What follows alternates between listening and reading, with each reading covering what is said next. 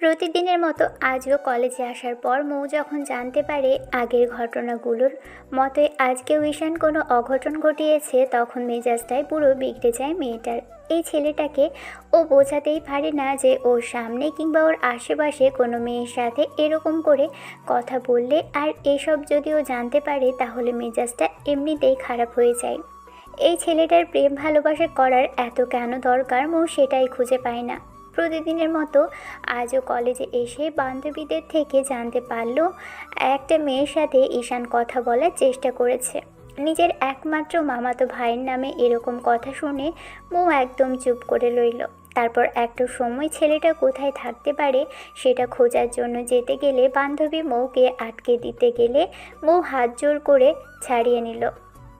তারপর কলেজের পিছন দিকটা আসতেই দেখলো ঈশান মেয়েটার সামনে দাঁড়িয়ে কথা বলার চেষ্টা করছে। মৌ গিয়ে ওদের পাশাপাশি দাঁড়াতেই ঈশান একবার ওর দিকে তাকাতেই মৌ বলতে লাগলো, কি সমস্যা তোর? সত্যি করে বলতো, তুই কি চাইছিস? আমি এই কলেজটা ছেড়ে দেই? তোর কি আমার বান্ধবীগুলোকে চালিয়েও হয়নি? শেষে জুনিয়র সিনিয়র যাকে পাচ্ছিস তার সাথেই কথা বলতে হচ্ছে তোর? আপু, তুমি আমাকে ভুল বুঝছো। আমার কথাটা শোনো। দেখো, তুমি যা ভাবছো তেমন কিছু না। আসলে আমি ওনাকে... থাক, আমার বোঝা হয়ে গেছে। প্রতিনিয়ত তুই এসব করে মান সম্মানটা একদম ডোবাচ্ছিস। কলেজে এসে এসব প্রেম ভালোবাসার নামক সম্পর্ক করতে গিয়ে দিন শেষে আমার সম্মানটাও সবার সামনে ছোট করে দিচ্ছিস। তুই জানিস মানুষ আমাকে ঠিক কতটুকু আজে বাজে কথা বলে? তোর বিয়ে করার যদি হয় তুই আমায় বলতি, আমি বাসায় বলে বিয়ের ব্যবস্থা করে দিতাম। তারপরেও চেনা নেই জানা নেই যাকে তাকে তুই প্রপোজ করছিস। তোর কি কোনো কাণ্ডজ্ঞান নেই? এসব তোকে আমি যা বোঝাতে চাই তুই তার উল্টোটাই বুঝিস। তুই কেন এরকম করছিস বলতো? আজব, তোর তো মাথাও খারাপ নয়, আর পাগলও হোসনি। তাহলে 2 দিন বাদে এসব কি ঈশান? আপু, আমার কথা শোনো। আসলে আমি ওনার... আজকে আর কোনো কথা শুনতে চাই না। আমি তোর যত কথা শুনেছি সব কিছু আজকে আমার কাছে মিথ্যে বলে মনে হচ্ছে। প্রতিনিয়ত আমাকে দেওয়া প্রত্যেকটা কথা তুই ভঙ্গ করেছিস। আজকে এখানে আর কোনো কথা হবে না, কারণ এরপর আমি আর এই কলেজে আসবই না। আর আসলে আমাকে এইসব কথা শুনতে হবে। তুই তুই খুব হ্যান্ডসাম, বড় লোকের ছেলে, সেই জন্য হয়তো মেয়েরা তোকে পছন্দ করতেই পারে। আর তুই সবার পিছনে ঘুরঘুর করতেই পারিস, কিন্তু এগুলো তো আমার দেখতে ইচ্ছে করে না, ঠিক আছে? ঈশান পড়ে গেল বিপাকে। এখন মৌ আপুকে যদি আটকাতে না পারে তাহলে মেয়েটা বাসায় গিয়ে সবটা বলে দিবে। সব শোনার পর আম্মুর পিঠের ছাল তুলবে।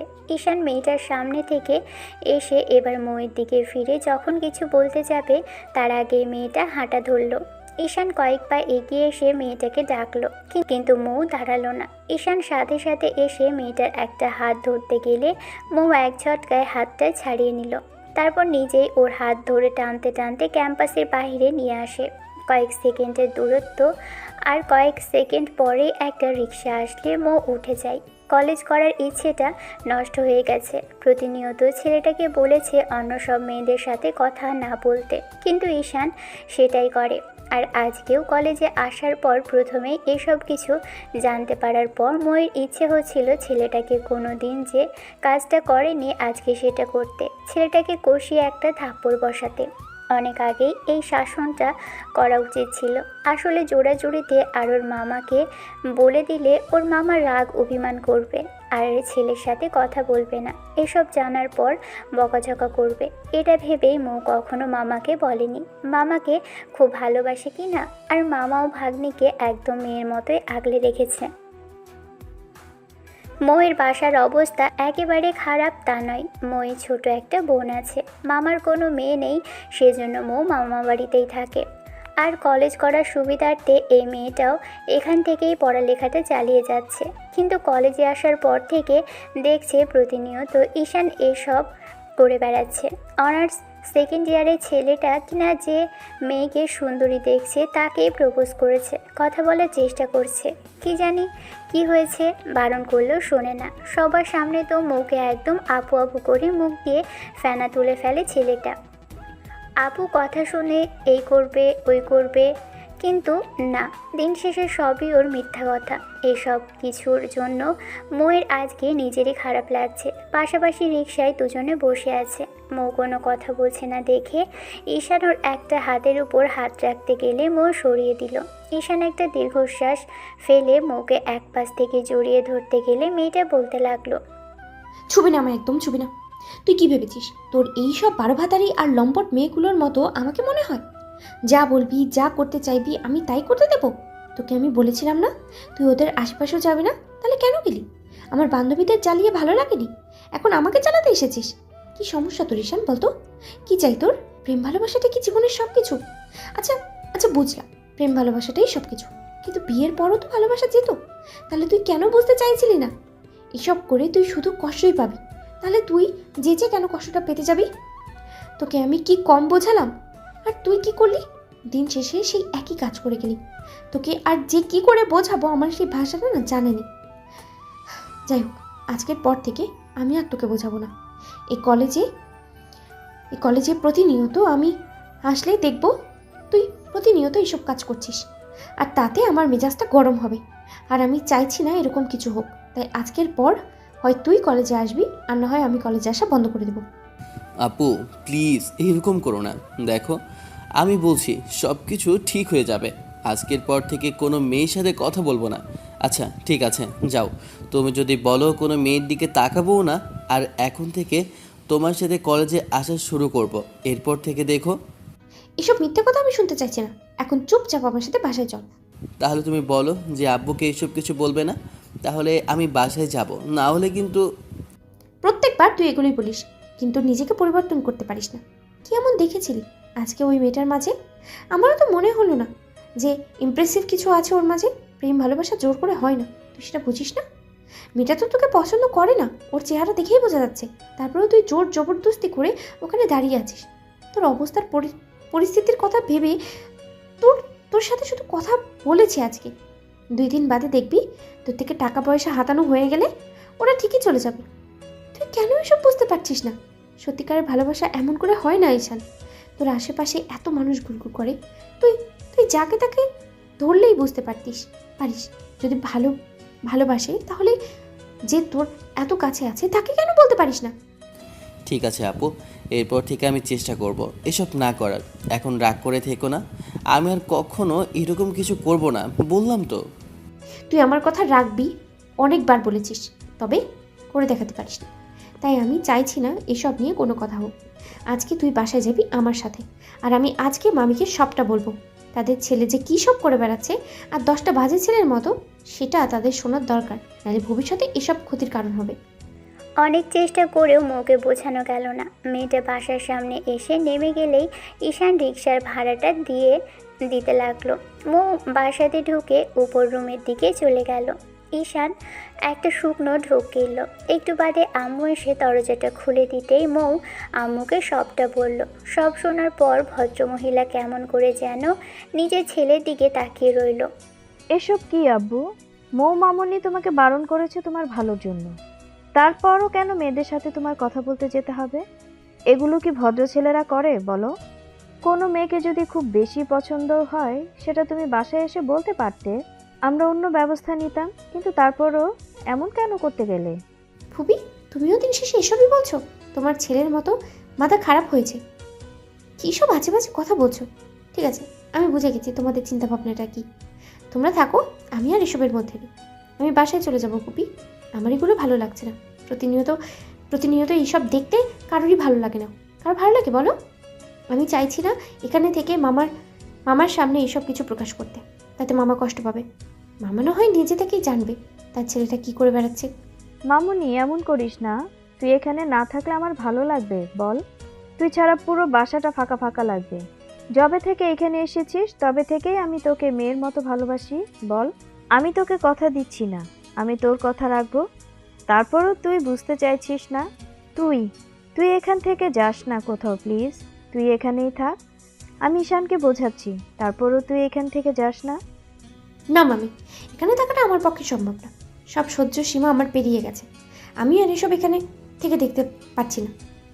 আজ একজনের সাথে তো কালোর সাথে পশু, আর একজনের সাথে এসব কিছু করাই ভালো লাগে না। মানুষ যখন ডেকে ডেকে বলে ওইটা তোর মামাতো ভাই কিনা, তখন খুব খারাপ লাগে বুঝছো। কিন্তু আমি ওকে বলতে পারি না যে এসব যেন না করে। তোমাদের ছেলে ওইসব করেই যাচ্ছে, ও এসবই করতে থাকো। আমি নিজে এখান থেকে চলে যাই, সেটাই ভালো হবে। তাতে আমাকে আর এসব দেখতেও হবে না, আর ওকে প্রতিনিয়ত এসব কিছুর বারণও করতে হবে না। আম্মু মৌকে বোঝাতে পারলো না, মেয়েটা সেখান থেকে চলে গেল। আম্মু এসে ছেলের সামনে দাঁড়িয়ে বলতে লাগলো, দিলি তো মেয়েটাকে রাগিয়ে। এত করে বলার পরও তোমার এসব আজে বাজে কাজকর্ম না করলে হয় না? দেশে কি মেয়ের অভাব পড়েছে? আর নাকি তোমার প্রেম ভালোবাসা করার এতই শখ জেগেছে? তাহলে বলো আমাকে। আমি তো জাস্ট কথা বলছিলাম। আর তুমি কি না এমন করে আমাকে সন্দেহ করছো? বিশ্বাস করো আম্মু। আর কিছু বিশ্বাস করতে হবে না। আজকেই তোমার আব্বু আসুক, তারপর তোমাকে দেখাচ্ছি মজা। আম্মুও চলে গেল। মৌ আপু তো অনেক আগেই চলে গেছে। অনেক চেষ্টার পরও আম্মুর সাথে কোনো প্রকার কথা বলা গেল না। খাবারটা খেয়ে তারপর একটু রেস্ট নেওয়ার জন্য রুমে এসেছিল ঈশান। আজকে যে মেয়েটার সাথে কথা বলছিল, মেয়েটা দেখতে সুন্দর, সেজন্যই কথা বলছিল। তাই হয়তো মৌ আপু এরকম রেগে গেছে, ওকে কোনো মেয়ের সাথে কথা বলতে দিতে চায় না। কিন্তু এর কারণটাও ঈশান জানে না। ছেলেটার কি একটাই দোষ? ও একটা প্রেম করার জন্য কিছুদিন যাবৎ ঘুরছে, কিন্তু কাউকেই পটাতে পারছে না। মৌ বলে দিয়েছে পড়ালেখা ছাড়া এসব আজে বাজে চিন্তায় যেন না করে। কিন্তু কি কাজ? বন্ধুরা ওকে খেপিয়ে তুলেছে, এসব আজে বাজে বলে ওকে একদম পাগল করে রেখেছে। ঈশান জানে না ওদের কথা কেনই বা শুনছে আর কেনই এসব আজে বাজে কাজ করছে। তবে মাঝে মধ্যে মনে হয় এই একলা লাইফে কাউকে একজন চাই, এসবের আড়ালে যে ওর চোখের আড়ালে কিছু একটা ঘটছে সেটা ভাবার চেষ্টাও করছে না। যাই হোক, ঈশান রুমে এসে ফ্রেশ হয়ে একটু ঘুম দিল। বিকেলে ঘুম থেকে উঠে ফ্রেশ হয়ে নাস্তা করে ডাইনিংয়ে বসলো। কিছুক্ষণ বসে থেকে তারপর যখনই বাইরে যাবে, দেখলো আম্মু ডাইনিং কিচেনে একা একা রান্না করছে। এমন কিছু দেখে ঈশান আজকে অনেকখানি অবাক হলো। আব্বুকে আজকে দেখা যাচ্ছে না, তাহলে কি মেয়েটার রাগ করেই রান্নাঘরে আসেনি? ঈশান কিছুক্ষণ চুপ করে থেকে এগিয়ে আসলো। এসে তারপর আম্মুকে উদ্দেশ্য করে বলতে লাগলো, আম্মু, তোমাদের মেয়ে কোথায় বলো তো? তাকে দেখছি না যে আজকে। নাকি আমার উপর রাগ করে এখনও রুম থেকে বেরই হয়নি? আচ্ছা ঠিক আছে, যাও, আমি রাগ ভাঙিয়ে নিয়ে আসছি। ঈশান মজা করে কথাটা বললেও দেখলো আম্মু মুখটা কালো করে রেখেছে। তারপর একটু ছেলের দিকে তাকিয়ে থেকে কথা জবাব না দিয়ে আম্মু রান্নার কাজে মনোযোগ দিল। ঈশান বারবার মেয়েটার কথা জিজ্ঞেস করলো। রুমের সামনে গিয়ে দেখলো রুমের দরজা বন্ধ ভিতর থেকে। হয়তো মেয়েটা ভিতরে শুয়ে আছে। অনেকবার ডাকাডাকি করার পরেও যখন রেসপন্স পেল না, তখন ঈশান তাড়াহুড়ো করে নিচে নামলো আর বলতে লাগলো, আম্মু, আপু কোথায়? দেখছি না যে বজ্জাত মহিলাটাকে। রুমের দরজা বন্ধ দেখলাম না। কি হয়েছে বলো তো? কোথাও গেছে নাকি? সত্যি করে বলো, আবার বাইরে গেছে কিনা? আম্মু তারপরও কোনো কথা বলল না। একটু বাদে ঈশানের মনে হতে লাগলো, তাহলে কোনো অঘটন ঘটালো না তো মেয়েটা? রাগের মাথায় আবার চলে গেলে না তো? কথাগুলো ভেবে ঈশান বিষয়টা যখনই প্রশ্ন করতে যাবে তার আগেই আম্মু নিজেই বলতে লাগলো, তোমার এসব কাজকর্মে আমার মেয়েটা বিরক্তিত, তাই ও এখান থেকে চলে গেছে। বলেছে যেদিন তোমার বিয়ে হবে, যেদিন এক মেয়ের প্রতি আসক্ত হতে পারবে, সেই দিন যেন তাকে ডাকি। তোমার প্রেম করার যে এত ইচ্ছে সেটা আমরা আগে জানিনি। না হয়তো তোমাকে কলেজে পা রাখতেই বিয়ে করিয়ে দিতাম, তারপর বউয়ের সাথে প্রেম করতে। কিন্তু না, আমি বুঝতে পারিনি যে তুমি এসব কাণ্ড করে বেড়াবে। আর যাবার সময় মৌ বলে গেছে, কাল যে মেয়েটার সাথে কথা বলেছিলে, মেয়েটা এতই ভালো যে 10টা প্রেম করে বেড়ায়। তুমি হচ্ছিলে তার 11 নম্বর প্রেমিক, যার কাছ থেকে টাকা পয়সা নেয়া ছাড়া আর বেশি কিছু হতো না। আর তুমি সেই ফাঁদে পা দিতে যাচ্ছিলে। প্রেমে পড়ার চক্করে এত সব আজে বাজে কাজ তুমি করতে আরম্ভ করছো, যা শুনে আমি রীতিমতো অবাক হচ্ছি। যাই হোক, তোমাকে এসব বলে লাভ নেই, তুমি যা খুশি তাই করো। তবে একটা কথা, আমার মেয়েটার এখানে আসবে না। এবার তো তুমি খুশি? তোমাকে এসব উল্টাপাল্টা কাজ করতে বারণ করার পরেও তুমি এগুলোই করলে। তোমার আব্বু যদি জানতে পারে তাহলে কত কষ্ট পাবে ভেবেছো? এটা কোনো কথা হলো? আমি বারবার করে বললাম আমি তো। সব কিছু তোমার মজা মনে হয়? তুমি কিছু জানো না আব্বু, আমরা কি ভেবেছি আর তুমি কি করছো সেটা নিয়েই আমার কিছুই ভালো লাগছে না। তার উপর মেয়েটাও আজকে রাগ করে বাসা থেকে চলে গেল। মেয়েটাকে বোঝাতে পারলাম না। যাই হোক, তুমি তোমার মতো যা ইচ্ছে তাই করতে পারো, এখন আর বাধা দেওয়ার মতো কেউ নেই। তুমি কি একটু কিছু বুঝতে পারো না? এতটাই কি বাচ্চা তুমি যে কিছুই তোমার বোঝার বয়স হয়নি? সত্যি করে আমাকে একটু বলবে, ঈশান মাথা নিচু করে রইল। রুমে আসতে গেল, কিন্তু কেন জানি মনে হচ্ছে কিছুই ভালো লাগছে না। রাতে কোনো রকমের সবার সাথে একটু ডিনার করে রুমে আসলো। মনে হতে লাগলো পুরো বাড়িটা ফাঁকা ফাঁকা লাগছে। সকাল থেকে দুপুর অবধি তেমনটাই লাগলো। আম্মু কেমন মুখটা কালো করে আছে। যতবার এসব কথা বলার চেষ্টা করলো ততবারই এড়িয়ে যাচ্ছে। শেষে ঈশান রুমে আসতেই তখন আম্মু বলতে লাগলো, আমাকে যদি কিছু বোঝাতে এসে থাকো তাহলে আমি বলবো আমাকে বোঝাতে হবে না, তুমি তোমার কাজে যাও। আর দেখো, এসব বুঝিয়ে কোনো লাভ হবে না। উল্টো এখন তোমার খুশি হওয়ার কথা। যে তোমাকে প্রতিনিয়ত বাধা দিত সে এখান থেকে চলে গেছে। একটা কথা কান খুলে শুনে রাখো, আজকের পর থেকে মৌ যদি এ বাসাতে না থাকে তাহলে আমিও এখানে থাকবো না। আম্মু এরকম জেদ কেন করছো? আমি তো বলছি আমি ভুল করেছি, তার জন্য যা পারো শাস্তি দাও, তারপরও এরকম কথা বলো না। আচ্ছা ঠিক আছে, যাও, আমি ফুপিকে বলে দেব, ফুপি তার মেয়েকে পাঠিয়ে দেবে। এখন রাগ না করে থেকে আমার মাথায় একটু হাত বুলিয়ে দাও তো। আমি কিছুই করতে পারবো না, তুমি যাও এখান থেকে। আমার কিচ্ছু ভালো লাগছে না। আমার মেয়েটাকে বাসা থেকে তাড়িয়ে এখন তুমি এসেছো আদিক্ষেতা দেখাতে। যদি বাসায় ওকে ফিরিয়ে আনতে পারো তাহলে তুমি যা বলবে তাই হবে। যা বলবে সেটাই শুনবো আমি, তার আগে নয়। আম্মুর এরকম তারা কথাতে ঈশান কিছুক্ষণ যাবৎ আম্মুকে বোঝানোর চেষ্টা করলো। তারপরও কোনো কাজ হলো না। কেউ যে নিজের ভাগ্নিকে এত ভালোবাসতে পারে, যে কিনা তার হাজবেন্ডেরই বোনের মেয়ে, তাকে এত ভালোবাসতে পারে, ঈশান সেটা প্রথমবার দেখছে। আসলে মৌ ভালোবাসার মতোই একটা মেয়ে, অনেক আদরের। তার উপর যবে থেকে মামা বাড়িতে এসেছে তবে থেকেই বাড়িটা পুরো ভরে আছে। আসলে ঈশানের আব্বুর কোনো মেয়ে নেই, তাই বোনের মেয়েকে নিজের বাসাতে মেয়ের মতো করে আদর স্নেহ ভালোবাসা দিয়ে আগলে রেখেছে। তাই মেয়েটা সব সময় যা চায় সেটাই করে, মাথায় করে রেখেছে একদম। নিজের ছেলে থেকেও বেশি ভালোবাসে। আর সেই মেয়ে বাসা ছেড়ে চলে গেছে। মৌ এখানে থেকেই অভ্যস্ত। কলেজ লাইফ থেকে শুরু করে নিয়ে অনার্স লাস্ট ইয়ার পর্যন্ত এখনও এখানেই আছে। ঈশানের থেকে বারবার এসব ঘটনা দেখার পর মেয়েটা বিরক্ত। ঈশানকে বোঝানো ওর জন্য দায়ী হয়ে পড়েছে। এসব ঘটনার প্রতিনিয়ত দেখে দেখে মৌ বিরক্তিত। ছেলেটাকে বোঝাতেই পারে না কী জন্য ওকে বারণ করে। ঈশান কখনো সেটা জানতেও চায়নি, আর মৌ কখনো সেটা বলেনি। ঈশান রুম থেকে বেরিয়ে যেতে গেলে কিছু একটা ভেবে আবার মিনিট 5 পরে ফিরে এসে বলতে লাগলো, আচ্ছা ঠিক আছে, আমি তোমাদের মেয়েকে ফিরিয়ে আনলে তোমরা আমার সাথে ওর আগের মতো কথা বলবে তো? আর রাগ করে থাকবে না তো? আম্মু মাথা নেড়ে উত্তর দিল। ঈশান আর এক মুহূর্তও দেরি করলো না, বাইকটা নিয়ে বেরিয়ে পড়ল। 1 ঘন্টা সময় নিয়ে পুরো জ্যাম ট্যাম কাটিয়ে তারপর মোদের অর্থাৎ ফুপির বাসার সামনে আসলো। অনেকবার মেয়েটাকে কল করলেও রিসিভ করছে না, যতবার কল করলো ততবার কেটে দিয়েছে। ঈশান দরজায় নক করলো। কয়েকবার কলিং বেলটা বাজাতেই ফুপি এসে দরজা খুলে দিল। ওকে দেখে বেশ খানিকটা খুশি হলো। ঈশান আর এক মুহূর্তও দাঁড়ালো না। ভিতরে আসতে আসতে ফুপির মেয়ের কথা জিজ্ঞেস করতেই বলল উপরের রুমে শুয়ে আছে। তখনই ঈশান তাড়াহুড়ো করে দৌড়ে উপরে আসলো। রুমের দরজাটা ভেড়ানো ছিল। ঈশান এসে রুমের দরজা ঠেলে ভিতরে প্রবেশ করতেই মৌ ওকে দেখে বেশ খানিকটা হকচকিয়ে যায়। মেয়েটা আনমনেই কিছু একটা ভাবছিল। যখনই ঈশান দরজাটা খুলেছে তখনই মেয়েটা ওকে দেখে উঠে বসেছে।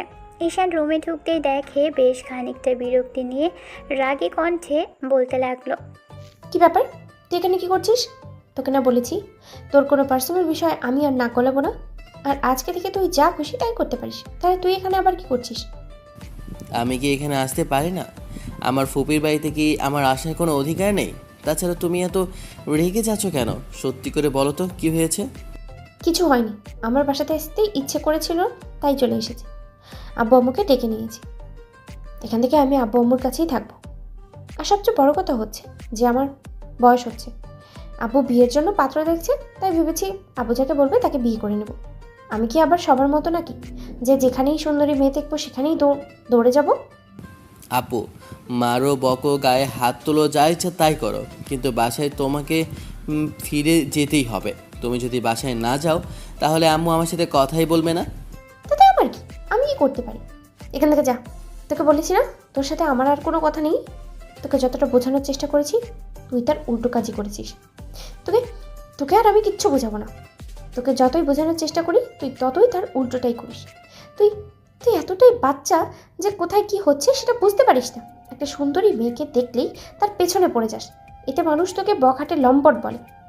একটা ছেলেকে প্রতিনিয়ত নতুন নতুন সব মেয়ের পেছনে ঘুরতে দেখতে দেখতে এটাকে কেউ তোকে তোকে নিয়ে ভালো কিছু ভাববে বল? আর তার উপরে যখন আমাকে সবার সামনে রেখে সব বলে তখন নিজের নির্লজ্জতার মাথায় কাটা যায় আমার, বুঝছিস? তুই কি একবারও এইসব বুঝতে পারিস না? তুই কেমন মানুষ আমি সেটা জানি না। তুই এসব করে বেড়াবি সারাটা জীবন। তুই এসবই কর। তোর আমাকে বোঝাতে আর আসতে হবে না। তুই যা এখান থেকে, আমি আর কোথাও যাব না। দেখো আপু, আমি এখন থেকে আর এরকম কিছু করবো না তো বলছি। এখন থেকে তুমি যা বলবে সেটাই শুনবো। তুমি বড় আপুর মতো যা বলবে সেটাই হবে এখন থেকে, দেখো। না, তোর কোনো কথা শুনতে হবে না। তুই যা খুশি তাই কর। তোকে আমি কোনো বাধা দেব না। আমি আমি কেনই বা তোকে বাধা দেব? আমার কোনো অধিকার নেই। আমি তোর ফুফাতো বোন আর তুই আমার মামাতো ভাই। এসবে আমার আর কোনো অধিকার নেই তোকে জোর জবরদস্তি করে। তোর যা খুশি তুই তাই করতে পারিস ঈশান। কিন্তু এরকম করে বললে তো হয় না। আমাকে যে তোমাকে নিয়ে যেতেই হবে। এখন ব্যাগটা কোথায় দাও, আমি সব কিছু গুছিয়ে দিচ্ছি। তারপর চলো। আম্মু কিন্তু দুপুরে ডিনার করেনি, মেয়েকে নিজ হাতে খাওয়াবে, তারপরে নিজে খাবে এইসব বলেছে। এখন দেখি ব্যাগটা কোথায় রেখেছো। ঈশান মৌয়ের ব্যাগটা খুঁজতে লাগলো কিন্তু খুঁজে পাচ্ছে না। শেষে মৌ উঠে আসলো ঈশানকে রুম থেকে বের করে দেওয়ার জন্য। হাত ধরতে নিতেই তখনই ঈশান বলতে লাগলো, আপু এমন করতেছো কেন? বললাম তো ভুল হয়েছে, আর কখন এরকম করবো না। আচ্ছা ঠিক আছে, যাও। এই কান ধরছি, নাক ধরছি, তুমি যা বলবে সেটাই হবে। এখন থেকে তোমাকে রোজই বাইকে করে কলেজে নিয়ে যাব তোমাকে, আর কলেজ থেকে নিয়েও আসবো। অন্য কোনো মেয়ের দিকে তাকাবো না, সবসময় চুপচাপ বসে থাকবো। বন্ধুদের সাথে আড্ডা দিব, তবুও কোনো মেয়ের দিকে নজর দেবো না। আর যদি ওরা বাজি ধরে কোনো মেয়েকে পটানোর জন্য বলে, তারপরও আমি ওদের সাথে এসব বিষয়ে কোনো আলোচনা করব না। এখন চলো সোনা আপু।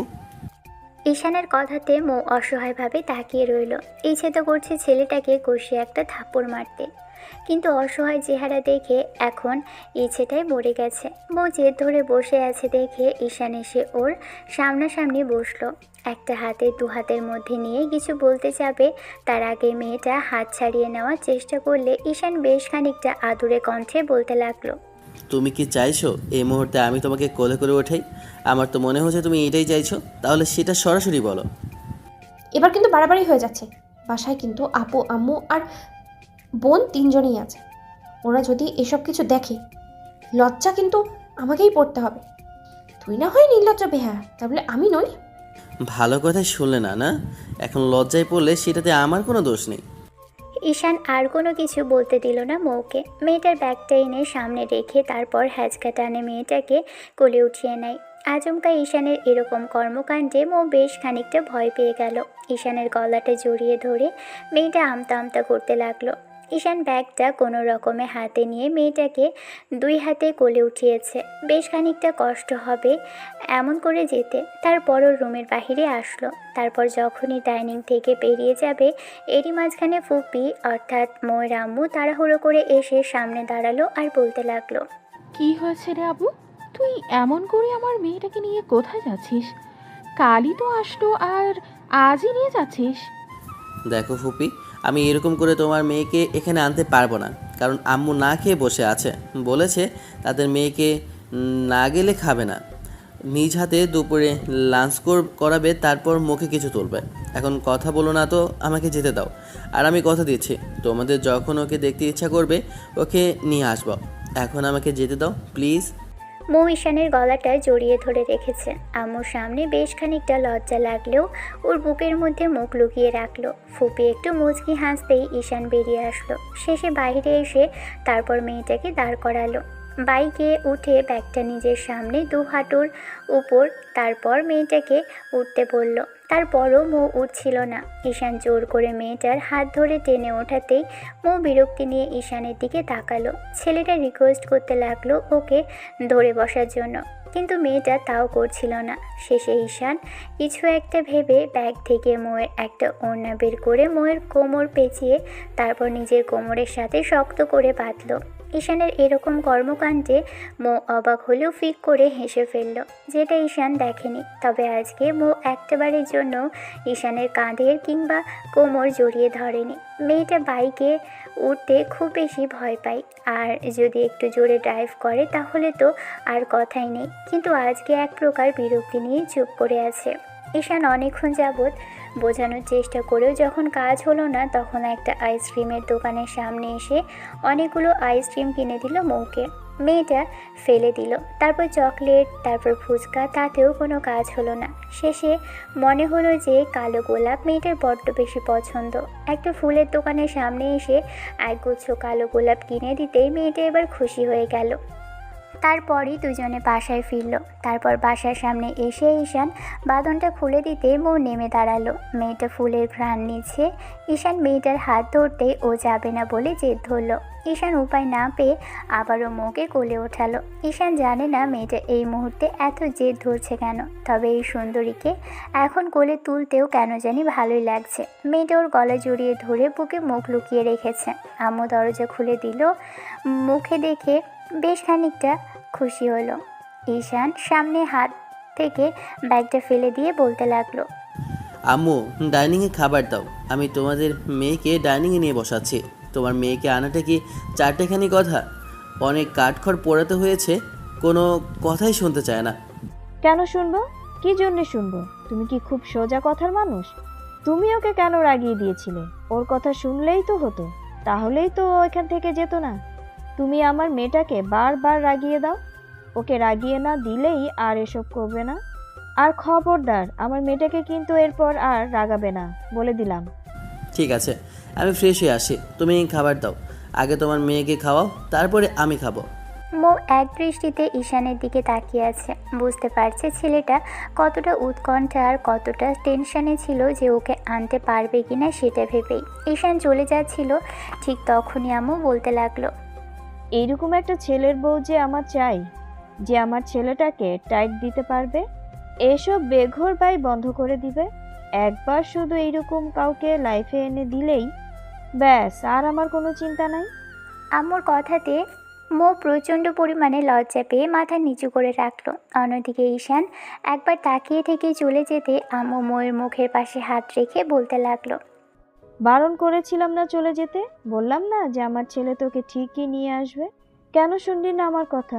তুই জানিস না, তুই এই বাসাতে না থাকলে পুরো বাসাটা ফাঁকা ফাঁকা লাগে।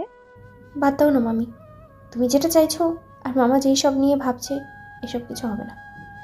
তোমার ছেলে এসব কিছু চিন্তাও করে না।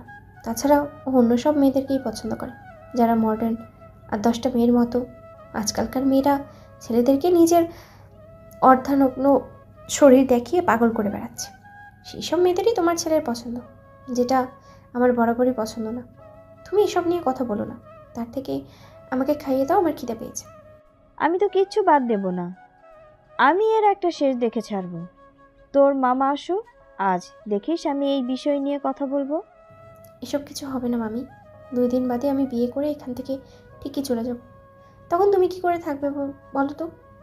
এত মায়া জন্মে গেলে আমি তোমাদের ছেড়ে কি করে যাব, আমি সেটাই ভাবতে পারছি না মামি। তোকে এখান থেকে যেতে দিলে তো একবার বিয়েটা হতে দে, তারপর দেখিস সবটা ঠিক হয়ে যাবে। ঈশান জানেও না আম্মু কী ভেবে রেখেছে আর কী জন্য মৌকে বাসাতে রেখে দিয়েছে। দুপুরে লাঞ্চ শেষে সবাই খেয়ে ডাইনিংয়ে এসে কথা বলতে লাগলো, কিন্তু একটাবারও মৌ ঈশানের সাথে কথা বলছে না।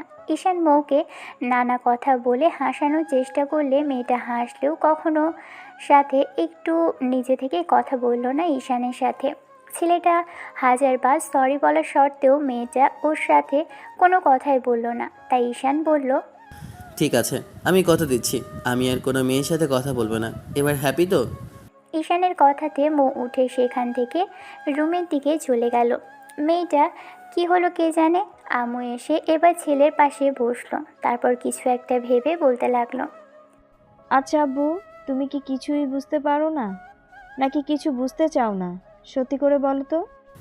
মানে আম্মু, তুমি কি বলতে চাইছো আর কি বোঝাতে চাইছো সেটা তো বলবে। আমি যেটা বলতে চাইছি সেটা তোমার আশেপাশেই আছে।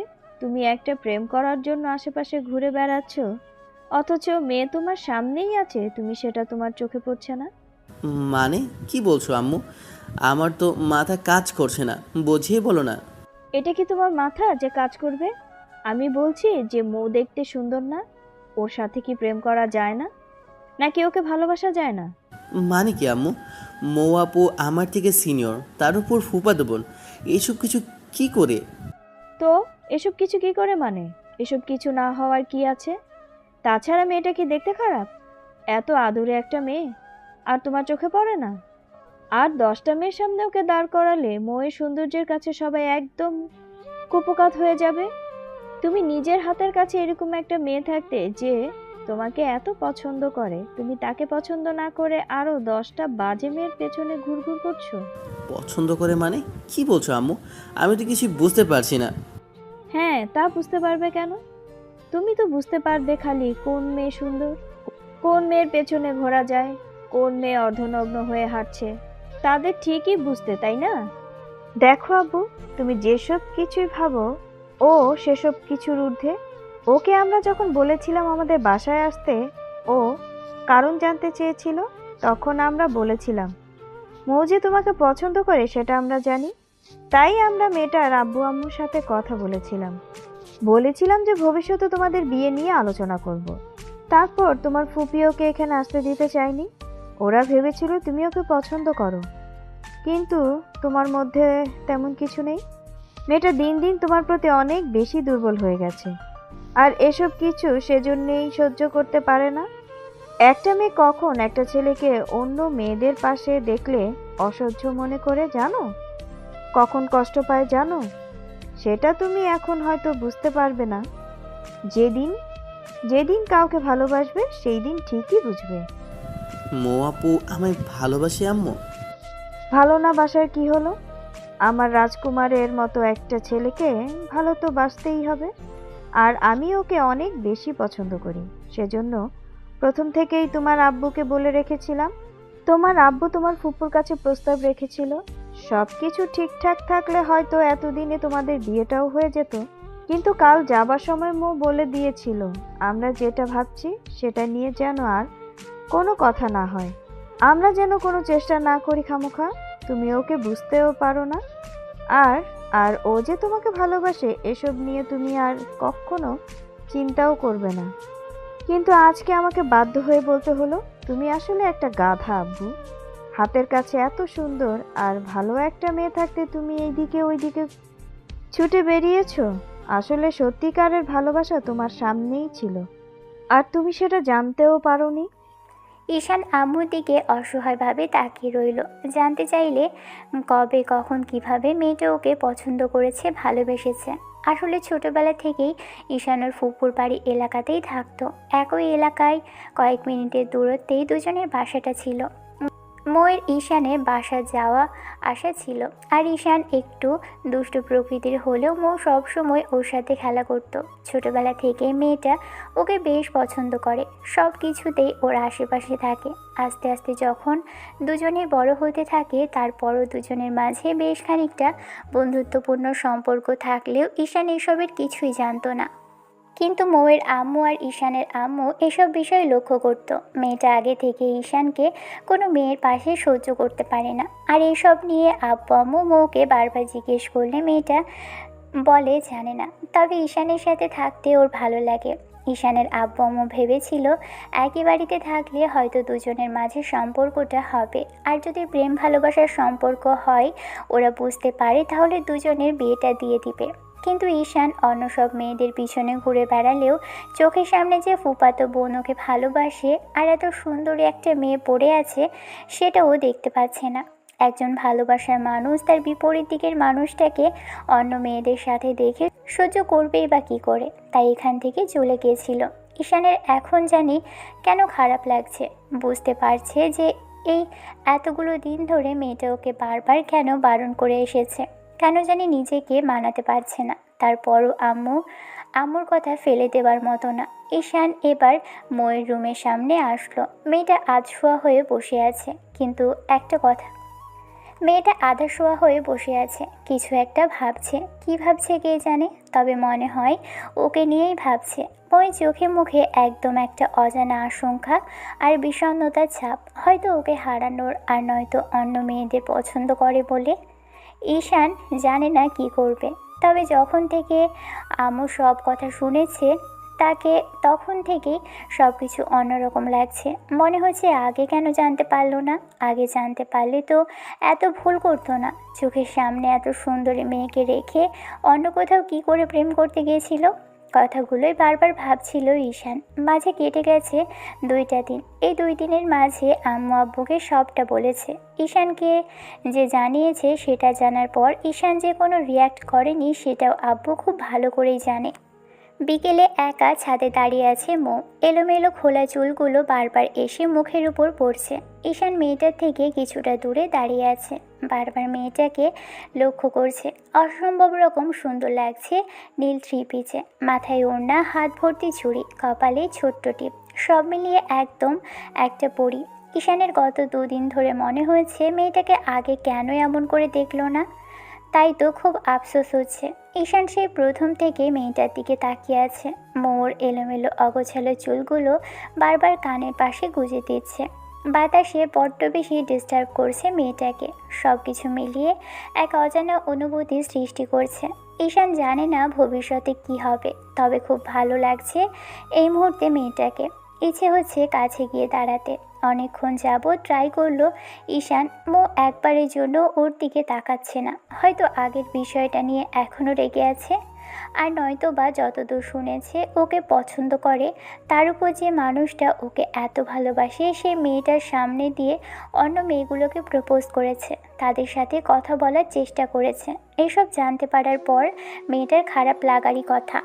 ঈশান কি থেকে কি বলবে, কি থেকে শুরু করবে। আবার যবে থেকে শুনেছে মেয়েটা ওকে পছন্দ করে, প্রচণ্ড পরিমাণে ভালোবাসে, তবে থেকেই কেমন যেন আনইজি ফিল হচ্ছে কথা বলতে। আম্মু বলেছিল ওরা চেয়েছিল ওদের দুজনকে বিয়ে দিয়ে একই ছাদের নিচে রেখে দিতে, আর মৌকে বরাবরই আম্মুর প্রচণ্ড পরিমাণে পছন্দ, সেটা ঈশান জানতো। তবে ওর বউ করার যে ইচ্ছে ছিল এই সিনিয়র মেয়েটাকে, সেটা জানতো না। ঈশান কিছুক্ষণ চুপ থেকে এসে এবার মৌয়ের পাশে দাঁড়ালো। মেয়েটা একবার আর চোখে ওর দিকে তাকিয়ে থেকে তারপর মুখ ফিরিয়ে নিল। ছেলেটা কথা বলছে না, ও বারবার ওর এলোমেলো অগোছালো চুলগুলো ঠিক করায় ব্যস্ত আছে, আর ঈশান ওর দিকে হাঁ করে তাকিয়ে আছে। এমন কিছু দেখে এবার মৌ বিরক্তি নিয়ে বলল, কি সমস্যা তোর? এখানে এসেছি একটু একা থাকার জন্য, এখানেও তুই আমাকে ডিস্টার্ব করতে চলে এসেছিস? তোকে খেয়ে দিয়ে কোনো কাজ নেই? আমাকে কি একটু ভালো থাকতে দিবি না নাকি? কেন, আমি আবার কি করলাম? নাকি তোমার দিকে এমন করে তাকিয়েছি দেখে? কোনো দরকার নেই আমার দিকে তাকিয়ে থাকার। রাস্তায় অনেক মেয়ে আছে যাদের দেখতে আমার থেকে অনেক বেশি সুন্দর, তাদের দিকেই তাকিয়ে থাক। সেদিন থেকে দেখছি তুমি আমার সাথে তেড়াভাবে কথা বলছো। কি সমস্যা তোমার? ভালোভাবে কথা বললে তো হয়। রাগ করো, জেদ দেখাও, ভুল করেছি তার জন্য বকাঝকা করো, যা ইচ্ছা তাই করো। তারপরে এরকম করার কি খুব বেশি দরকার? এতে আমার ভালো লাগবে বলো? আমি তো কোনো ইগনোর করছি না, যার যেমন স্বভাব তাকে তেমন করেই বললাম।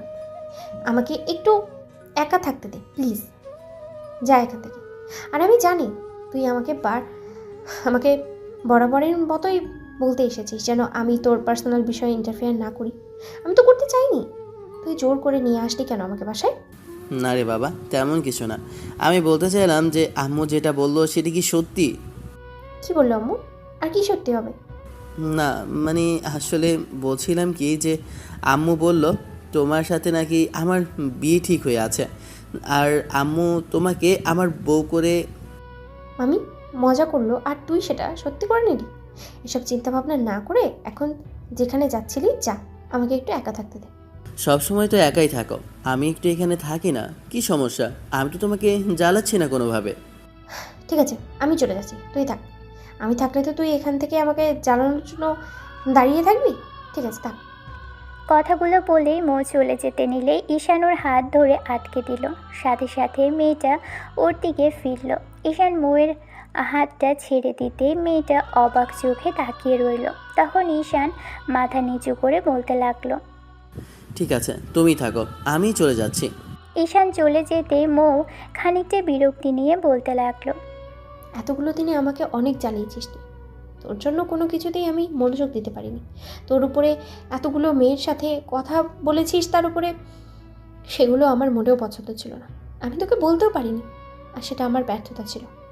আর বলবোই বা কী করে, যে কিনা বাইরের মেয়েদেরকে পছন্দ করে করে বেরিয়েছে আজ থেকে একে তো কালোকে। তাহলে আমি তাকে কি করে বলতাম? জানি না কি হবে, তবে আমি চাই না তোকে জোর করে কোনো বাঁধনে বেঁধে রাখতে। আরও 2 দিন বাদে মৌয়ের আব্বু আম্মু আসলো ঈশানদের বাসাতে। মৌ কয়েকদিন যাবৎ কলেজে যাচ্ছে না, ভালো লাগছে না বলে সব সময় মামির আশেপাশে থাকে। অন্যদিকে ঈশান যবে থেকে জানতে পেরেছে মৌকে পছন্দ করে, ওদের বিয়ের কথাটা আম্মু ভেবে রেখেছিল, তবে থেকে মেয়েটার আশেপাশে ঘুরঘুর করছে। হয়তো ভেবেছে সিনিয়র হলেও মেয়েটা তো ওকে ভালোবাসে, আর আগে এসব জানলে হয়তো এটা আগে কখনোই করতো না। কথাগুলো ভেবে ঈশান মৌয়ের সাথে কথা বলার চেষ্টা করে। মেয়েটা ওকে পাত্তাই দিচ্ছে না।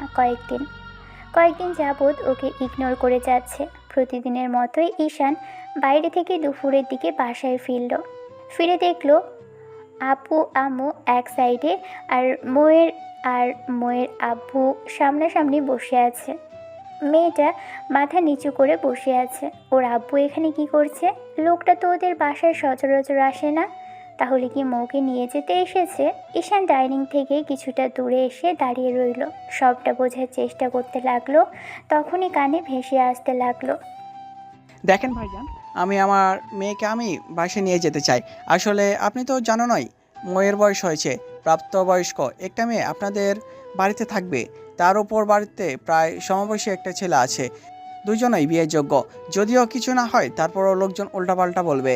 এসব কথা আমার হয়তো থামাতে পারবো না, কিন্তু যাতে লোকজন না বলতে পারে সেই ব্যবস্থা করতে পারবো। সেটা কি করে হয়? আমি মৌকে ছোট থেকে এখানে এনে রেখেছি। আমার একটা মেয়ে নেই। মেয়ের খুব শখ ছিল, ওকে আমি মেয়ের মতো করে আগলে রেখেছি, আর তুমি এখন এসেছো ওকে নিয়ে যেতে? তাহলে কি করবো ভাইজান? 2 দিন পর তো মেয়েকে বিয়ে দিয়ে অন্য বাড়িতে পাঠাতে হবে। তার থেকে শেষ কয়েকটা দিন আমাদের কাছেই থাকুক। অন্য জায়গায় বিয়ের কথা শুনে মৌয়ের মুখটা যে সম্পূর্ণ কালো মেঘে ছেয়ে গেল সেটা ঈশান খুব ভালো করে বুঝতে পারছে। মৌ মাথা নিচু করে আছে দেখে এবার আম্মু বেশ খানিকটা অসহায় কণ্ঠে বলতে লাগলো, ভাইজান, আমি তো আপনাকে বলেইছিলাম মৌকে আমার ছেলের বউ করব। তাহলে এখন আবার আপনি ওকে নিয়ে যেতে চাইছেন যে? সেটা আর হলো কোথায়? মৌ বলল ও ঈশানকে পছন্দ করে না, আর এসব নিয়ে কখনো ভাবেনি। তাহলে আমি আর এগুলো নিয়ে কিভাবে কি করব? আর সেই কবে কখন এই কথা হয়েছিল সেটাই তো এখন আপনারা ভুলতেই বসেছেন। মাঝেও কেউ বলেনি, আর এখন এসে কথা উঠছে। এসব থাকুক, ঈশান অন্য কাউকে পছন্দ করে, তাই খামাকা জোর জবরদস্তি করে বিয়ে দিয়ে শেষে ওদের জীবনে ঝামেলা আসবে। আমি চাই না তেমন কিছু আসুক। আগে থেকে ঈশান যাকে পছন্দ করে তার সাথেই।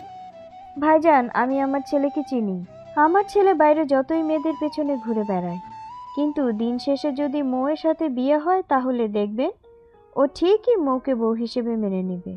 ঘরে সুন্দরী বউ থাকলে আর বউয়ের আদর ভালোবাসা পেলে ছেলেরা বাইরে কোথাও যেতে পারবে না। মৌমামুনি, তুই পারবি না আমার ছেলেটাকে আগলে রাখতে? সেদিন যেভাবে ওকে এসব আজে বাজে চিন্তা থেকে বের করে এনেছিস, তেমন করে সারা জীবন আগলে রাখতে পারবি না? মৌ কোনো কথা বলছে না, মাথা নিচু করে আছে। মাথায় ঘোমটা দিয়েছে আজ মেয়েটা। আম্মু মৌয়ের দিকে তাকালো, খেয়াল করলো ওর চোখে পানি টলমল করছে। হয়তো জোর করে অন্য কোথাও নিয়ে গিয়ে বিয়ে দিলে মেয়েটা সুখী হতে পারবে না। কথাগুলো ভেবেই আব্বু ওর হাতের উপর হাত রেখে বলতে লাগলো, তুমি কি চাও মামুনি? আমার কিছু চাওয়ার নেই আবু, তোমরা যেটা সিদ্ধান্ত নেবে সেটাই হবে। তোমাদের কথার অবাধ্য আমি হতে চাই না। পরবর্তীতে তোমরা বলবে আমি নিজের ইচ্ছা মতো বিয়ে করে নিয়েছিলাম, তাই আমি তোমাদের পছন্দের বিয়ে করেই নেব। তোমরা যখন যেখানে বলবে আমি সেখানেই বিয়ে করে নেব। আমার কোনো কিছুতেই আপত্তি নেই আব্বু। এরকম কথা কেন বলছিস মামুনি? তুই না আমাকে আম্মু বলে ডেকেছিলি? তাহলে এখন কেন আমার থেকে দূরে চলে যেতে চাইছিস? তোকে আমি ছেলের বউ করব বলে কতদিন ধরে অপেক্ষা করে আছি, আর তুই বলছিস না তোর আব্বু যার সাথে বিয়ে দিবে তাকে তুই বিয়ে করে নিবি? যেটা হবার নয় সেটা নিয়ে আমি আর বেশি দূরে এগোতে চাই না মামি। তাছাড়া তোমার ছেলে আমার পছন্দ করে না। সবচেয়ে বড় কথা, ওর বাইরের মেয়েগুলোকেই পছন্দ, যারা মডার্ন আর স্মার্ট তাদেরকে। আমার মতো গেও খ্যাত একটা মেয়েকে কেনই বা তার তোমার তোমার ছেলে পছন্দ হবে বলো? পছন্দ করবেই কেন? আব্বু আমার মনে কষ্ট দিয়ে আমি অন্য কোথাও বিয়ে করতে চাই না মামি। ওরা যেখানে ঠিক করবে আমি সেখানেই নির্দ্বিধায় বিয়ে করে নেব। আম্মু হতাশ হলো, চুপ করে রইল কিছুক্ষণ। তারপর একটা সময় উঠে চলে গেল সেখান থেকে।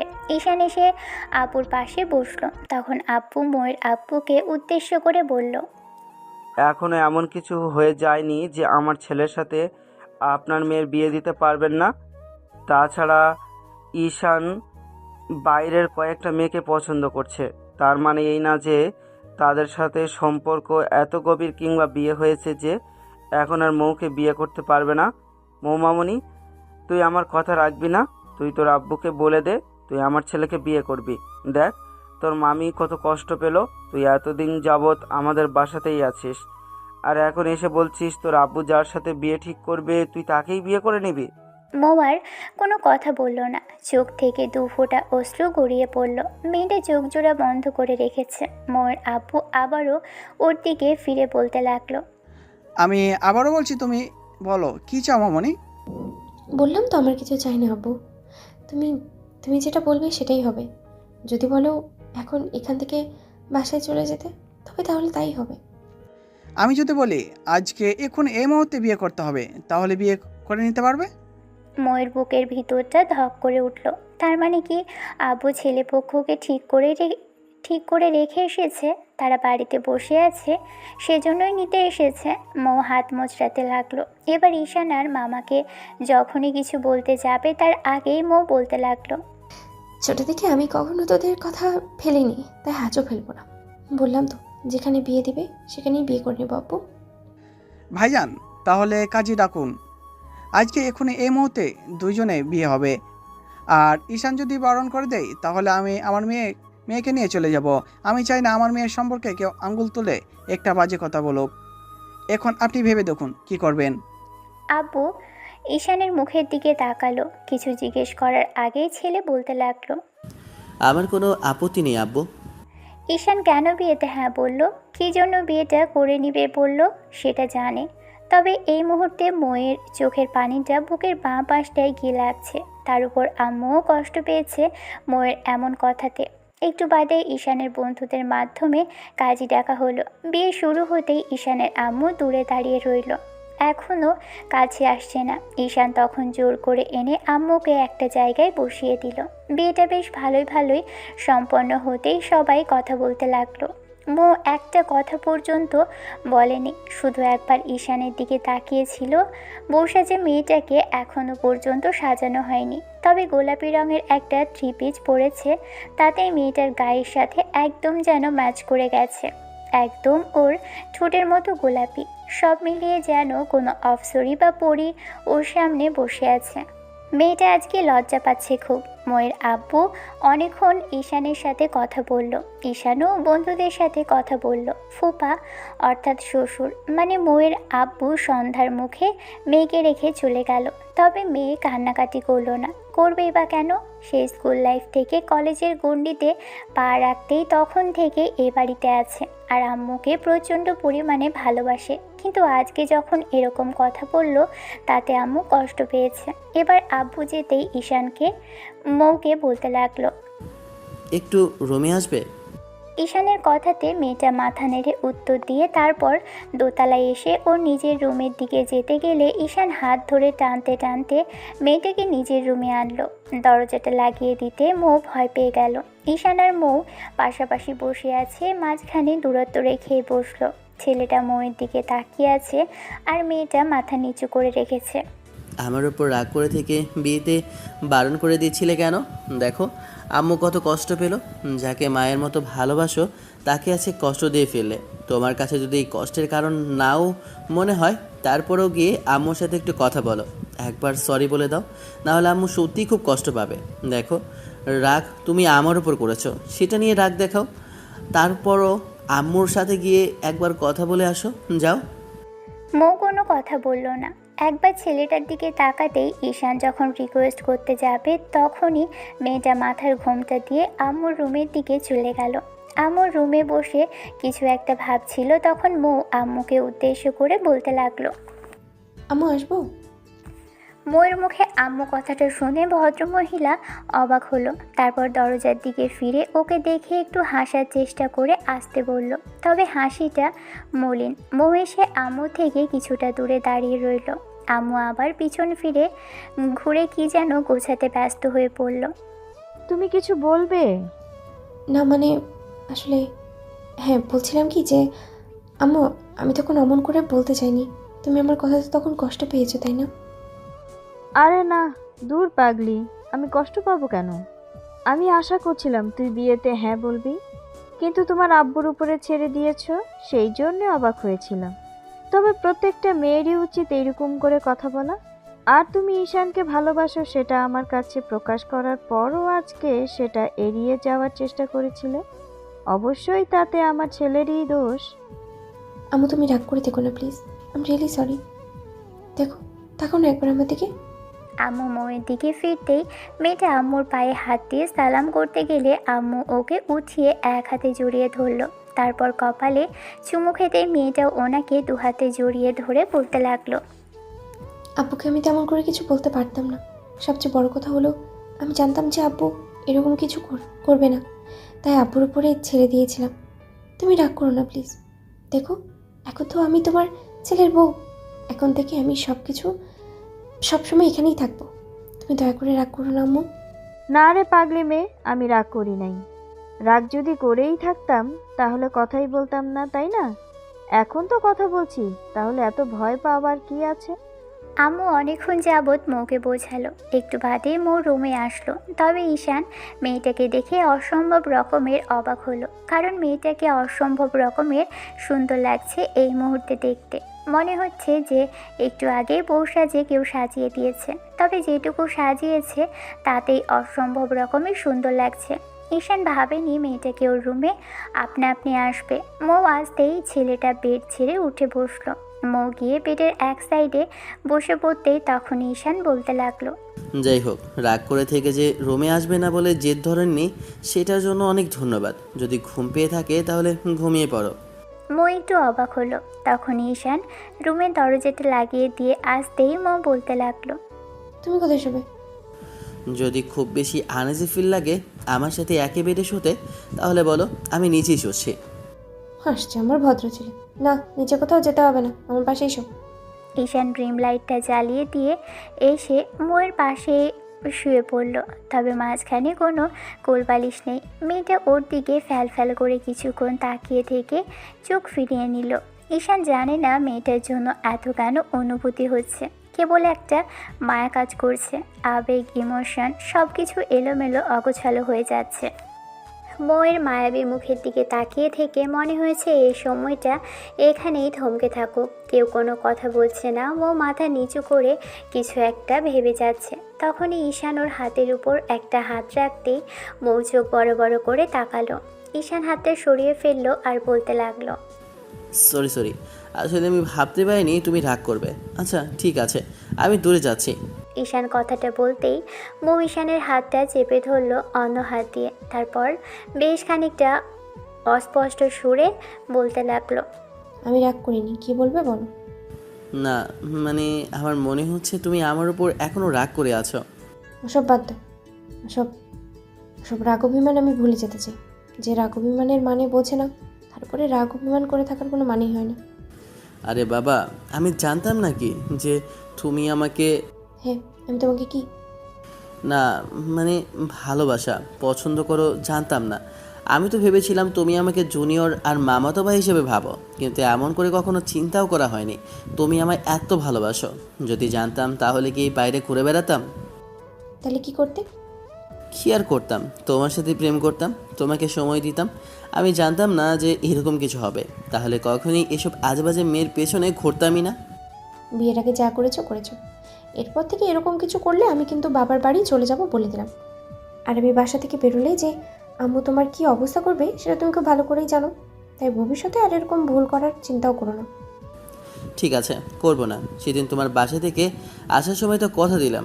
এখন এইটুকু বলো যে আমি যখন অন্য সব মেয়েদের সাথে কথা বলতাম আর প্রেম ভালোবাসার চেষ্টা করতাম, তখন তোমার খুব খারাপ লাগতো, তাই না? তোমার কি মনে হয়? আমি আগে কখনো কাউকে ভালোবাসিনি তোমার মতো করে, তাই জানি না। যদি তুমি বলতে তাহলে সুবিধা হতো বুঝতে। যেদিন ভালোবাসবে সেদিন বুঝতে পারবে। আমি যদি কোনো ছেলের সাথেও কথাও বলি, তখন তোমার মনে হবে যে আমি তো তোমার একান্ত ব্যক্তিগত, তাহলে অন্য কারোর সাথে কথা কেন বলছি? আমার প্রতি তোমার প্রচণ্ড পরিমাণে রাগ হবে, ইচ্ছে করবে আমার সাথে যে কথা বলছে তাকে মেরে ফেলতে। সবচেয়ে বড় বিষয় কি জানো তো, যখন তোমাকে অন্য মেয়ের সাথে হেসে কথা বলতে দেখতাম, তখন মনে হতো বুকের ভেতর থেকে কেউ কলিজাটা টেনে বের করে নিচ্ছে। ঈশান একটা দীর্ঘ নিঃশ্বাস ফেলল, মৌয়ের হাতের উপর অন্য একটা হাত রেখে বলতে লাগলো। সরি, আমি আসলে বুঝতে পারিনি যে আমার সামনেই আমার ভালোবাসার মানুষটা আছে। আমাকে কয়েকটা দিন সুযোগ দাও, দেখো আমি তোমাকে ঠিক নিজের মতো করে ভালোবাসবো। তুমি ভালোবাসবে কিনা জানি না, তবে অন্য কোনো মেয়ের সাথে আগের মতো আর কথা বলতে পারবে না। আমি আর 10টা বইয়ের মতো বলছি না যে ফ্রেন্ডের সাথে যোগাযোগ রাখবে না কিংবা মেয়ে ফ্রেন্ডদের সাথে কথা বলা যাবে না। তুমি ওদের সাথে কথা বলবে, কিন্তু সীমিত। আর এসব বিষয়ে কোনো মজা করা যাবে না। আগে যা করেছো করেছো, এখন থেকে ভালো হওয়ার চেষ্টা করো। ঈশান মৌকে আশ্বস্ত করলো।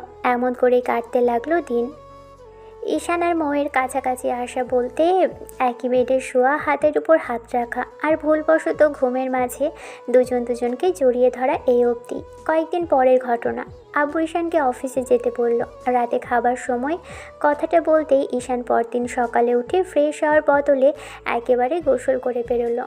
মৌ বিয়ের পর থেকে শাড়িটাই বেশি পরে। ঈশান আরও খেয়াল করেছে মেয়েটা 2 হাত ভর্তি চুড়ি পরে। এগুলো ঈশানের পছন্দ, সেটা মেয়েটা খুব ভালো করেই জানে। যাই হোক, ঈশান ওয়াশরুম থেকে খালি গায়ে একটা টাওয়াল পরে বেরিয়ে আসে। এরই মাঝখানে মৌ রুমে আসে। ওর কিছু লাগবে কিনা জিজ্ঞেস করতেই তখন ঈশান মৌকে ইশারায় কাছে ডাকে। মেয়েটা এসে সামনে দাঁড়াতেই ঈশান ওর হাতে আরেকটা টাওয়াল ধরিয়ে দিয়ে বলতে লাগলো। জামাই অফিসে যাচ্ছে, তাকে তো একটু রেডি হতে সাহায্য করতে পারো। কখন কি লাগে না লাগে একটু জানার চেষ্টা করতে পারো। তা না করে দূরে দূরে কি এত ঘোরাঘুরি করছো? সেজন্যই রুমে আসলাম। এখন বলো কি করতে হবে? মাথাটা মুছে দাও। মৌ মুচকি হেসে এসে ঈশানের সামনাসামনি দাঁড়ালো। তারপর 2 হাতে মাথার উপরে টাওয়ালটা নিয়ে ওর চুলগুলো মুছতে লাগলো। কিছুক্ষণের মধ্যেই চুলগুলো মোছা হয়ে গেলে মৌ চলে যেতে নিবে, তার আগেই ঈশান মেয়েটার কোমর জড়িয়ে ধরে 2 হাতে, তারপর আরেকটু সামনে আনলো। মৌ অবাক হলো। ঈশান মেয়েটাকে আরেকটু চমকে দিয়ে ওর পেটের উপর থেকে শাড়িটা সরিয়ে দিয়ে মুখ গুজে দিল। মৌ চোখ বড় বড় করে ওর দিকে তাকিয়ে 2 হাতে ছেলেটার চুলের হাত রাখলো।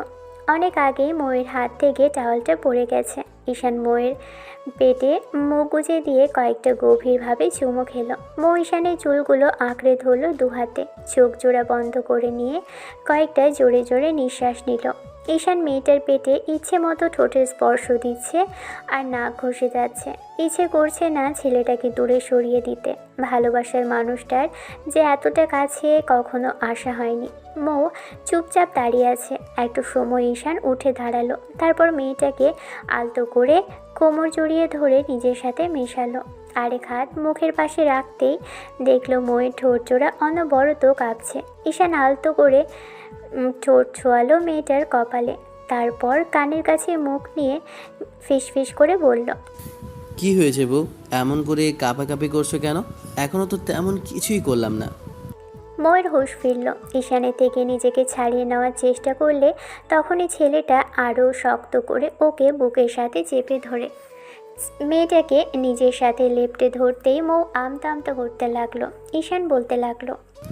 এখান থেকে যাওয়ার বড্ড বেশি তাড়া, তাই না? আমি এখন তোমার হাজব্যান্ড, আমারও অধিকার আছে তোমাকে কাছে পাবার। তাহলে দূরে যেতে চাইছো কেন বউ? মৌ লজ্জা পেয়ে নিজেকে ছাড়িয়ে নিল। দৌড়ে যাওয়ার সময় শুধু বলল, জানি না। রাতে কিন্তু আর ছাড়বো না বউ, আমার এর থেকে আরো বেশি আদর চাই। ততক্ষণে লজ্জা পেয়ে সেখান থেকে দৌড়ে পালিয়েছে। আম্মু আজকে সকাল সকাল বেরিয়ে পড়েছে। আব্বু আজ সকাল সকাল বেরিয়ে পড়েছে। ঈশান একটু বাদেই রেডি হয়ে নিচে আসতেই দেখলো মৌ খাবার তৈরি করে ফেলেছে। ঈশান এসে ডাইনিংয়ে বসতেই মেয়েটা তাড়াহুড়ো করে খাবার বেড়ে দিতে লাগলো। আম্মু এখনও রান্না শেষ করে উঠতে পারেনি, আজকে একটু উঠতে লেট হয়ে গেছে কিনা। মৌ খাবার বেড়ে দিতেই ঈশান মেয়েটার হাত ধরে টেনে পাশে বসালো, তারপর বলতে লাগলো, আমাকে খাইয়ে দাও বউ। মৌ চোখ বড় বড় করে তাকাতেই এরই মাঝখানে আম্মু এসে কথাটা শুনে ফেললো। তারপর বেশ খানিকটা মুচকি হেসে বলল, এখানে তেমন কেউ নেই, আমার সামনে এত লজ্জা পাচ্ছ কিসের জন্যে? আমি তো কিচেনেই আছি, দাও খাইয়ে তোমার বরকে মামুনি। মৌ লজ্জা মাখা মুখে হ্যাঁ সূচক উত্তর দিয়ে তারপর ঈশানকে খাইয়ে দিতে লাগলো। যতবার মেয়েটা ওকে খাবারের লোকমা মুখে তুলে দিয়েছিল ততবার ঈশান মৌয়ের আঙুলে কামড় দিয়েছিল। ঈশানকে অনেকক্ষণ যাবৎ বিরক্ত করলো। একটা সময় ঈশানকে খাওয়ানো শেষ হয়ে গেলে মেয়েটা দৌড়ে সেখান থেকে চলে গেল। ঈশান অফিসের উদ্দেশ্যে বেরিয়ে পড়ে। অফিসে যাওয়ার অপেক্ষা করতে লাগলো মৌ কখন কল করবে, কিন্তু মেয়েটা কল দিচ্ছে না। শেষে ঈশান এক প্রকার রাগ নিয়ে 11টার দিকে কল করলো। ছেলেটা কল করতেই মৌ অনেকটা ভয় পেয়ে যায়। ফোনের স্ক্রিনে ঈশানের নাম্বারটা দেখে তাড়াহুড়ো করে রিসিভ করে সালাম দিতেই ঈশান সালামের উত্তর দেয়। মেয়েটাকে মুখ কালো করে থাকতে দেখে অবাক হলো, মেয়েটার এই অবস্থা কেন? ঈশান কিছুক্ষণ চুপ করে থেকে একটা দীর্ঘশ্বাস ফেলে বলল, আমি আজকে প্রথমবার তোমার কথাতে অফিসে আসলাম। অফিসে আসার পর একটাবার তো ফোন দিয়ে জানতে পারতে আমি ঠিকঠাক মতো পৌঁছেছি কি না। অন্তত একটাবার একটা মেসেজ তো করে দেখতে পারতে, নাকি এখনও সে আগের মতো রাগ করে আছো? ও আচ্ছা আচ্ছা, বুঝতে পেরেছি। আজ সকালে একটু দুষ্টুমি করেছি, সেই জন্য তুমি আবারও নতুন করে রাগ করেছো, তাই তো? ঠিক আছে, আমি আর তোমার অনুমতি ছাড়া তোমাকে টাচও করবো না বউ। মৌ অসহায় চোখে তাকাতেই ঈশান বলতে লাগলো, আমি তোমার সাথে মানিয়ে নেওয়ার চেষ্টা করছি, আর তুমি প্রতিনিয়ত আমাকে দূরে সরিয়ে দেওয়ার চেষ্টা করছো। এটা কি খুব বেশি ঠিক হচ্ছে মৌ?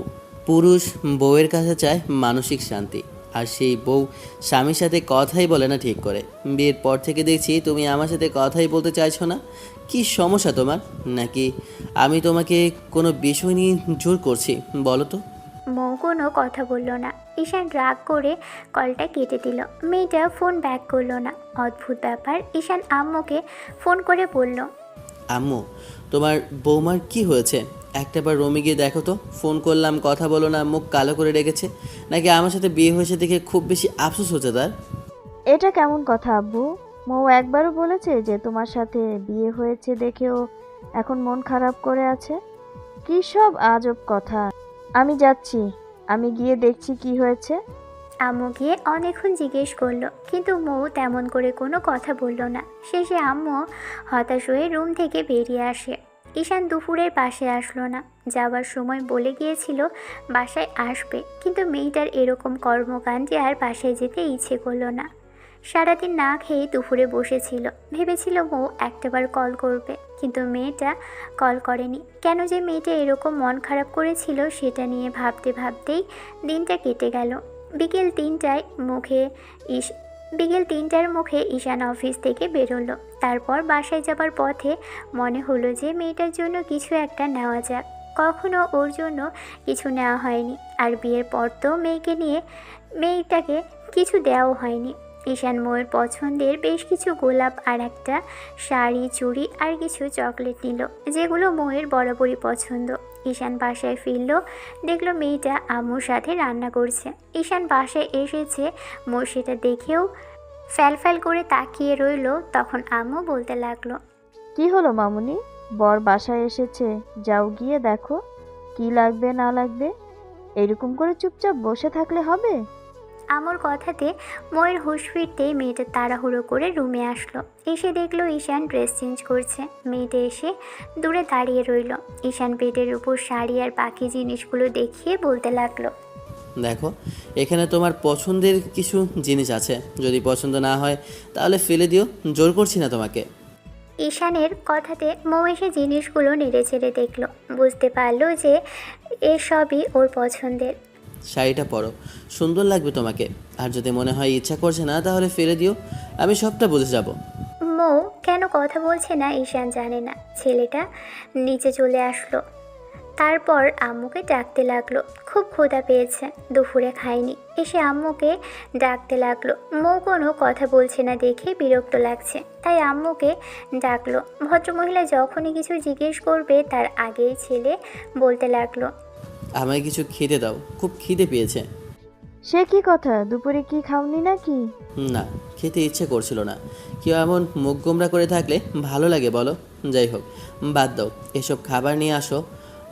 আমাকে একটু খাইয়ে দাও কষ্ট করে। আমার হাতে তো অনেক কাজ। ঠিক আছে, খাইয়ে দিতে হবে না, খাবার তো এনে দিতে পারবে। আমি মৌকে বলে দিচ্ছি, ও এসে খাইয়ে দিবে। কোনো দরকার নেই। যে নিজে থেকে কিছু করতে চাইছে না, আমার সাথে কথা পর্যন্ত বলতে চাইছে না, তাকে দিয়ে জোর করে কিছু করানোর ইচ্ছাটা আমার নেই। যা খুশি তাই করতে দাও। আম্মু খাবার এনে দিল। এবার মৌ এসে ঈশানের সামনে দাঁড়িয়ে রইল। ছেলেটা যখনই হাত দিয়ে খেতে নিবে তখন মৌ প্লেটটা নিতে গেলে ঈশান প্লেটটা নিজের সরিয়ে নিল আর বলতে লাগলো, যার আমার সাথে কথা বলার ইচ্ছা নেই, আমি তার হাত থেকে খাই না। ছেলেটা এক প্রকার রাগ দেখিয়ে নিজের হাতে খাবার খেলো। মৌয়ের দিকে একটাবারের জন্য তাকাচ্ছে না। রাতে খাওয়া দাওয়া শেষ হতেই মৌ রুমে এসে ঈশানের জন্য অপেক্ষা করতে লাগলো। কিন্তু আজব কাণ্ড, ছেলেটা রুমে আসছে না কেন?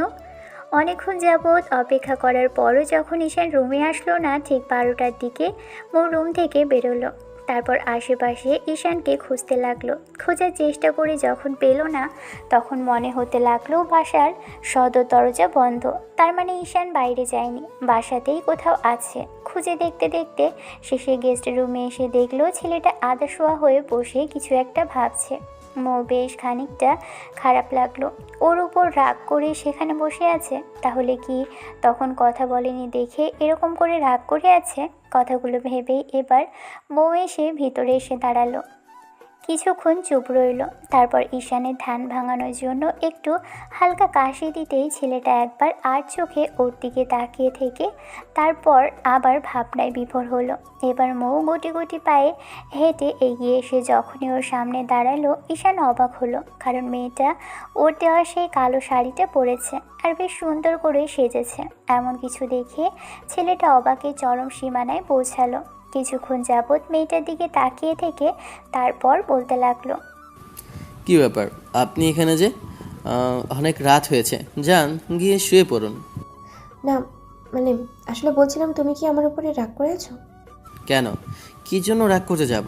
আর রাগ করার অধিকার থাকলে না রাগ করব? আসলে আমি তখন ইচ্ছে করেই কথা বলিনি। আমি দেখতে চেয়েছিলাম তুমি আমাকে ঠিক কতটুকু ভালোবাসো, সেই জন্যই আর কি। সেজন্যই আমাকে মেন্টালি টর্চার করা হলো, তাই তো?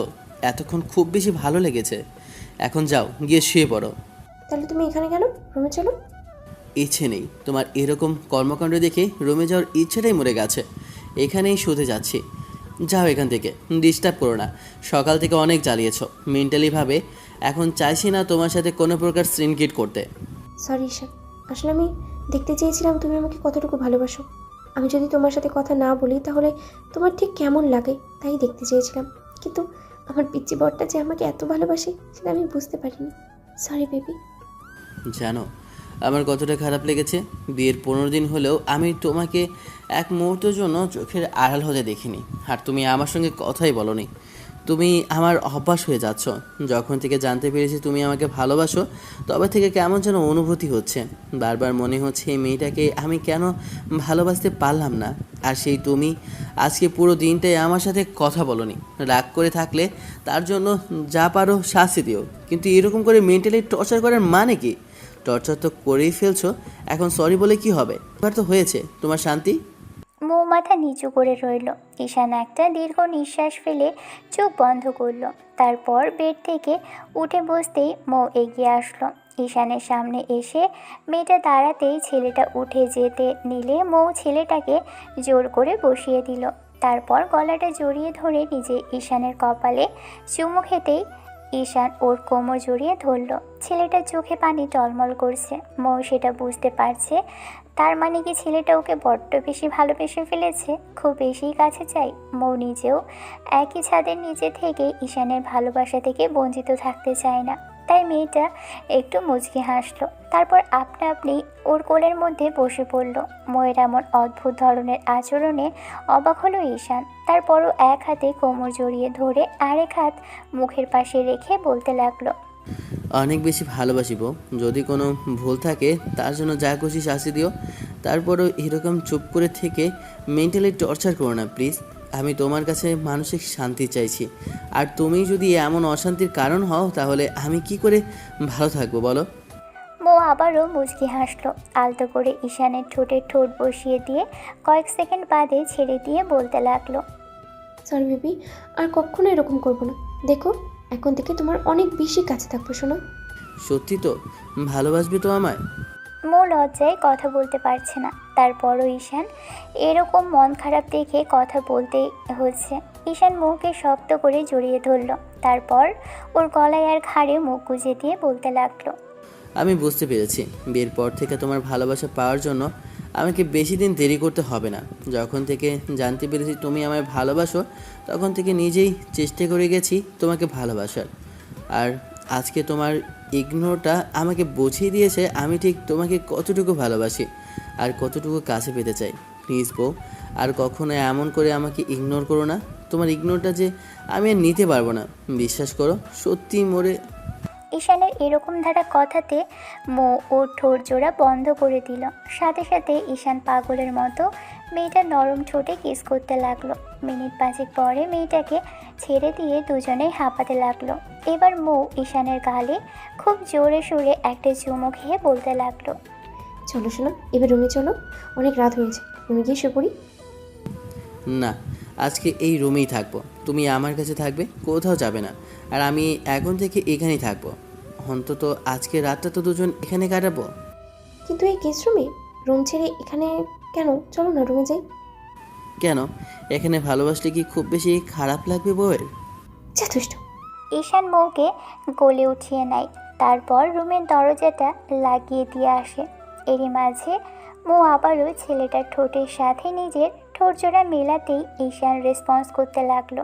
এরপর যেটা হবে সেটা দুজনের মাঝেই থাকুক, আমরা ওদের কাজে বাধা না দিই। ভালো থাকুক ভালোবাসা। দেখা হচ্ছে অন্য কোনো দিন অন্য কোনো গল্পে। ততদিন পর্যন্ত সুস্থ থাকবেন, ভালো থাকবেন, আমাদের সাথেই থাকবেন। ধন্যবাদ। আল্লাহ হাফেজ।